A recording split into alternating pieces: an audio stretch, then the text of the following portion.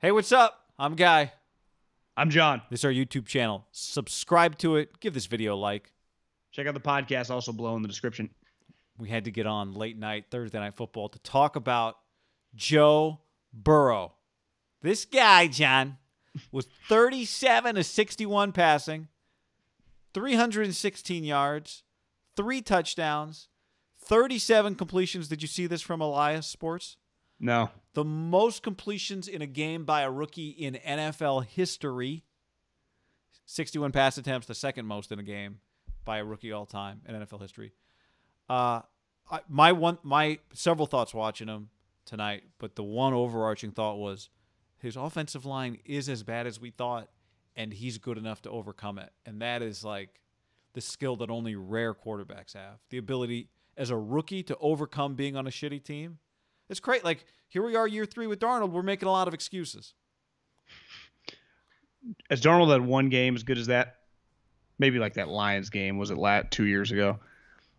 It's not about Darnold, but this guy's special. I'm done. Bang. Yeah, decision. I mean, he looked like he was playing LSU, playing Alabama. And clearly his team is not as good. I mean, A.J. Green's a shell of himself. Joe Mixon is a really good player, but they were so behind that he only had 45 yards rushing. I just don't even – it's just he has it. Like, some guys, we can dive in the box score. You can give me the Elias stats. You could I didn't not check have him until after the game. You could not have watched that second half and not thought to yourself – and he made some plays in the first half. But in the second half, you're like, are they going to get blown out? There was like a couple pivotal times where he gets the ball stripped. Then the Browns score, and you're like, they're just going to get rolled. I don't even blame them. I'm already pretty impressed with Joe Burrow. Next series, bang, bang, boom, 4th down, runs for it, touchdown. You're like, Jesus Christ, this guy, what's he doing? And you're like, he's the number 1 overall pick. Honestly, most rookie quarterbacks on bad teams, even if you hold them to a high standard, it's still pretty relative, right? You're just looking for a couple good throws, some like toughness, like show a little moxie, and it's like, this guy's got something. This guy's going to be a player. You are just seeing it or it doesn't exist. You want to see it so bad, right? Usually. This guy just play after play. You're like, did I really just see that? Did he do that again? There was one play where he ran for a first down, and he kind of did like a Michael Vick slide. I don't care about the Bengals at all, and I'm screaming like, slide, Joe, slide! Like, I didn't want him to get hurt, and the Browns safety was trying to kill him, and I'm like holding my breath because I don't want to see Joe Burrow get injured. I want to watch it for the next 10 years. How about was it the first series where Sheldon Richardson just God, he tried to do a 360. Mollywopped him, just bam. Well, I think Burrow tried to do a little Burrow tried to do a 360. He caught him and threw him, and he gets right back up. I almost tweeted like, "This ain't the SEC, Joe." Well, it turns out some guys just stay wherever they are. Every level they move up, they just remain. One of the best players in high school, one of the best players in college, he's one of the best players on his team as a rookie. And this isn't. I'll say this too. This isn't a one-night reaction. I watched the Chargers game. I know you watched. Didn't we? Did we have that game on TV? I ended up watching a lot of it, one way or the other. And I thought he looked good in that game. Like, I thought he looked, because we weren't quite sure. But Zach Taylor, I mean, they can't really protect him, but they do as good a job. How about his touchdown pass, the first one, to the left front corner? Oh, to me, that final drive when he covered the point spread, just keeping plays alive and making guys miss, and the touch on his passes. I know. On the move. Wouldn't you say in 2020, like that is that the modern day, like they've hit 2 quarterbacks in the last 3 quarterbacks, right? They hit on Carson Palmer. They didn't miss on Andy Dalton, but Andy Dalton benefited a lot from great teammates. Andy Dalton's fine. And then they've hit again on Joe Burrow. Joe Burrow is Carson Palmer, but just in 2020. Like Carson Palmer, if you would have put rookie Carson Palmer, I know he didn't play, but when Carson Palmer as a sophomore in the pro started playing, he would have got killed tonight. They would have been screwed because in 2020, the game, you got to be able to move. You got to be able to scramble, not run. And Burrow ran a couple times. I'm just talking keep plays alive, make them like that is. Do you think the stationary, not even the statutes, but just the guys that are not moving at all are dead? Like I would say the minimum now of like the last 2 decades would be like a young Roethlisberger. I just think I don't even know if the Carson Palmers, the Bradys, the Mannings are even going to play. Think about this. It's hard right now because college football is all segmented. But in 2021, I bet when college football starts and it's just normal, you look around, you just won't be like, oh, there's like three Peyton Mannings. Like we don't even think like that. But what's that guy doing, playing golf? Because there's not a place for him in college or the NFL. Do you think that guy's going to exist in college football? Like they're all just going to play like Joe Burrow, kind of. Now they're not going to be that good. Cooper Manning's kid, is he athletic? Probably. Yeah, I mean, I would be shocked. Yeah, I mean, Cooper you just have was the wide receiver. Yeah, Cooper. Yeah, that's true. So he is probably the most athletic. But he still might be on the lower end. But still, like the lower end is still like now like Gardner Minshew, right? Or Jimmy, or just like I'd say Burrow's somewhere in the middle. Like Burrow's a good athlete, right? Yeah. Trevor Lawrence. I think if Jimmy Garoppolo wasn't wearing a knee brace, he would look a little more fluid. Yeah, but Jimmy can move. Yeah, that's what I'm saying. Wouldn't you say of all the young guys in the league, like Goff would be probably the most immobile? You know, the guys like under 30. How's Daniel Jones? Daniel Jones is a better athlete than Jared Goff for sure. Well, yeah, I'm just saying, like, is he on the low end in your mind? Yeah, he's probably like, if Goff is last. Would be like, like a 1 to 10. If Goff's like a 2, Daniel Jones would be like a 4.5. Burrow would be like a 7.5. Lamar's the 10. But I think you need like 5 and above now. I just think that's the league. Like I'd say Baker's near the bottom, but he's mobile enough, right? Kinda. We'll see. Yeah, like I know you, and I was watching you with Cowherd on Instagram Live, and you've said this on Thursday night before the game, and you said it on the podcast before too, that you just think Baker, like, does he not realize that he's not athletic enough to outrun NFL ends? Like he had a first down run tonight. I don't know. Tonight's a bad example. The Bengals defense is bad, but Burrow, like you just saw tonight. I'm not trying to overreact to one game, but I think Joe Burrow was a Heisman Trophy national champion, historic player in college, and just had 15 games and really 4 or 5 right against just Bama, Clemson, Georgia that were just like, holy moly, right? Oklahoma. I didn't include them just because their defense can be a little hit or miss. I mean, but the Browns defense and the Bengals defense exist in the NFL, especially the Bengals defense. I'm not trying to overreact, but if you just polled tonight 32 GMs and you just said every player, every quarterback under 35, where would he go? I mean, that'd be weird. Let's just go through teams. Would the Jets trade? Yes. Like, I would tell them to. Would the Browns do it? Yes. Would the Bills do it? Probably not. But, I mean, maybe. But, you could, whatever. They could like their guy enough. They might need a couple more Burrow games, and then you call them back. Yeah, they might be on the bandwagon later. Dolphins, who knows? Giants, they should. What's up there? I'm not trying to overreact over 2 games, but injuries and stuff, I have a hard time seeing Tua being better than Joe Burrow. I'm with you. Well, I mean, in fairness, if Miami had the first pick, maybe they would have taken Joe Burrow. Philly? I'd trade him for Wentz right now. Yeah, I would too.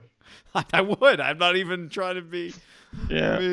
I mean, Drew Lock. We love Drew Lock, as you'll hear later. I think Drew Lock actually has a little Joe Burrow too. Yeah, I'm with you. There's something there. Minnesota, yeah. Atlanta, hell yeah. Why not? Move on. Obviously, Brady and Breeze, those teams would take him in a heartbeat. Yeah. Seahawks, no. I got the Rams, yeah. And we're talking about guys we like. The Niners, yeah. I think the only lock no's would be Seattle and Kansas City, right? Everyone else would be like, give me a little time to think. Yeah, Bills would have to think, I think, longer than most people. Bills would say no, but they would be thinking about it for a couple of weeks. They'd be like, well, I mean, our guy's good. Hopefully it's just, good enough that we don't care that we didn't have the best guy. To me, if he doesn't get injured this year, I'll give the Bengals here credit.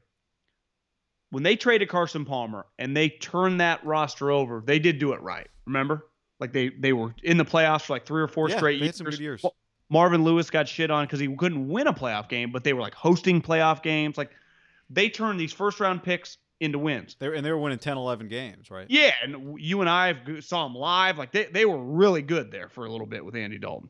If they can figure out how to do that for Joe Burrow, they would be a factor in the AFC. Joe Burrow, post-game quote, John, just losing. Losing isn't very fun. This may be the first time in my sporting career I've lost 2 in a row. Losing is unacceptable. I don't know why he has to say sporting career. I mean, basketball, baseball. Those are sports. They're all sports. They're not going to win that many games.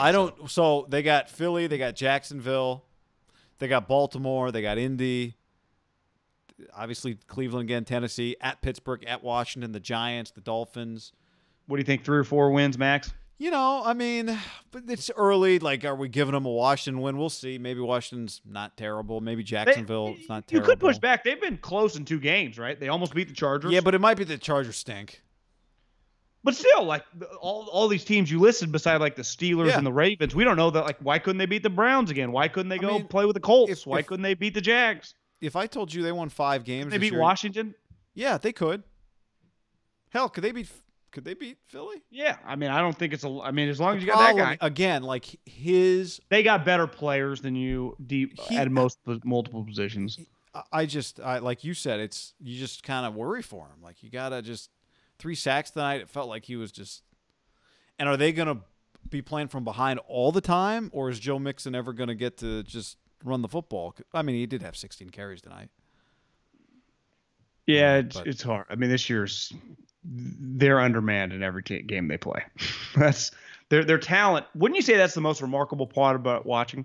It's like it's not even about they're playing the Browns or his team sucks. It's just like, how's he doing this? Did you say the Andrew Luck thing already? I don't think I did. Did he have some? Do you just? That's the name that you. Because I was just saying, like, it's here. I was watching him thinking he's in a Bengals uniform. He might be good enough to overcome the fact that he's on this team this year. And you said, remember when Andrew Luck went to a 2-win team? Now, if you remember correctly, that team, Andrew Luck got there. They drafted T.Y. that year. Safe to say T.Y. was better as a rookie than Higgins is going to be. They still had Mathis and Freeney and Reggie Wayne. Like they had been a good franchise. Right? Yeah, and I saw a stat tonight. A.J. Green targeted 13 times, 3 catches. Like, it's safe to say A.J. Green's not A.J. Green anymore. I don't think he's a bad player, but he's just probably just a normal wide receiver now. So it's like who's his best wide receiver? Taj Boyd? Joe Mixon. It better be T. Higgins. They drafted him in the 2nd round. Yeah, but I mean, he lands on a ball and has to leave the game. It's like, is he? I don't know. He's a rookie. Jury's out from John Ross. Was he MIA? Yeah. Well, he overthrew him on one pass deep. Was there a pass interference or something? Probably. There were 400 flags. I mean, John Ross. Is it safe to say one of the bigger busts of recent memory, or is it? Like, it depends. Can he be a shutdown corner? If Are we over that? They're not doing that anymore. Scout team or the actual games? I thought he was. Yeah.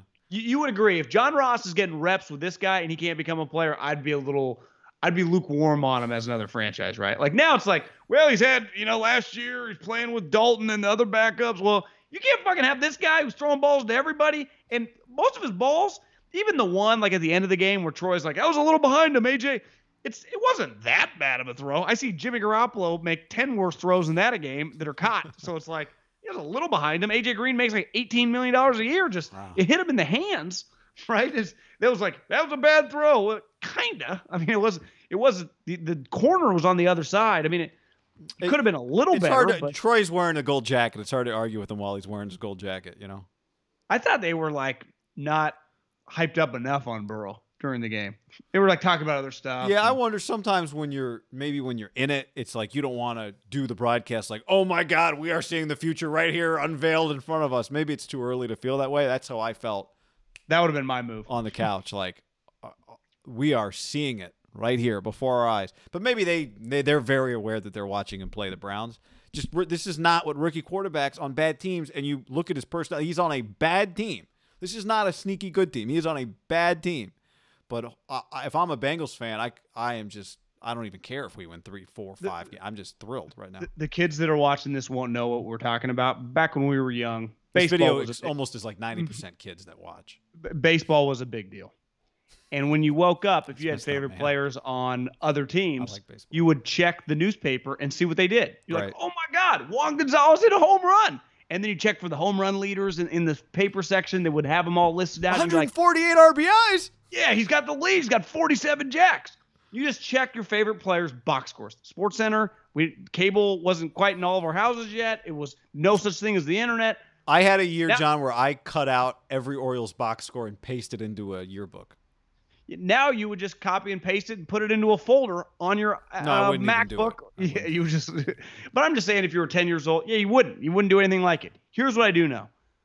I will for check his box score every week. I will for sure check his box score. But you're gonna watch. You're going to be yelling at Red. Yeah, Zone, but I mean, "Where's my Burrow?" some of their games might not be on TV or whatever. Yeah. Some of their games are terrible. I will keep an eye on what this guy does. And I wouldn't have said that after week 1. After watching full game live, I'm like, whoa. Superstar. Am I trying to overreact to say he's already one of my favorite players in the league? Like, not overreact. But again, part of this is, and maybe you said this before we started this conversation, but I think the same thing about Kyler. I love watching Kyler. Same deal, though. Kyler was a superstar in college. Like, you watch Kyler in college and just said, God, I hope this guy can be good. I hope this is real. You watch Joe at LSU, and so much of the way I watched him was like, is this real? Like really going to translate, or is he just on a spectacular team? And I think to me, that's part of the backdrop of how you watch Joe on Thursday night. Is like, this validates some of what the greatest quarterback season ever was last year. This makes that more real. Then think about what a star, because the majority of our lives up until recently, if you won the Heisman, most people are like, you're not going to be a good player in college. But you were a superstar in college, right? All the guys in the 2000s, some of those Oklahoma guys, the Tim Tebow type guys, we just knew, like, that guy not going to work. Now it's like the last 2 guys. You know, think about Cam. Cam won the national championship. Did Cam win the Heisman? Cam won the Heisman. Yeah, Cam won the Heisman. Did he? Doesn't feel like he did, but I feel like. I mean, I think he should have, but I can't picture him holding up the Heisman Trophy. So I'm going to say. I feel like he won it. How did he double check? Yeah, now I'm questioning. I'll look. You make your point here. But like Kyler Murray and Joe Burrow, when you win the Heisman and then you become an NFL star, like, the stardom is unlimited. Because if you win a Heisman, you're such a college star. Yes, Cam won the Heisman. That's what I thought. 10 years ago. So think about Congrats, that. Cam. But like, he's the last guy that won it, and then immediately you knew, like, God, this guy's kind of got some, and then he's just become a star. And it happens a lot with running backs. But these last 2 quarterbacks, and I'm not counting Baker here, but Kyler, Joe immediatly pop. And you're like, I would even say Lamar before Baker. Lamar's a good example. It was the same deal. It was like, wait, is this real? I think when you think about Cam, when you think about Lamar, when you think about Baker, when you think about Kyler, when you think about Burrow, definitely Kyler, Lamar, and I mean, Lamar's already kind of became this, but I still think, like, he's got a ways, like, their stardom is unlimited, right? Because there's already this built-in thing. They already got the college audience. Then you got just some of the Sunday elitists that are like, holy shit, this guy's good. Sunday elitists. Some guys, have to do like honeydews or, take their kids Sunday on Saturday. All right. We could talk about we could talk about Joe Burrow all night, but we'll save that for another day. Joe Burrow, Kyler Murray. I just want to watch those 2 guys play football. Amen.